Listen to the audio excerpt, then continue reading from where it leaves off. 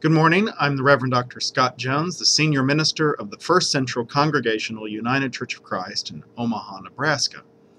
This coming Sunday in the church year is Trinity Sunday, and the lectionary brings us into the book of Genesis with the creation story from Genesis chapter 1.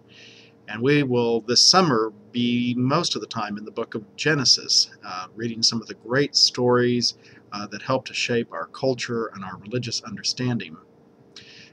This particular Sunday is the creation account, and here are the opening verses from the translation by Robert Alter. When God began to create heaven and the earth then was welter and waste and darkness over the deep, and God's breath hovering over the waters, God said, "Let there be light." And there was light. And God saw the light, that it was good, and God divided the light from the darkness. And God called the light day, and the darkness he called night. And it was evening, and it was morning, first day.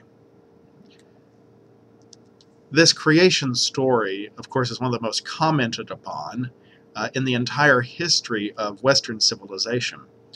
And so how will we address it in our sermon this week? I mean, what do you think of the story? I'd like to hear your thoughts and ideas as I prepare my sermon.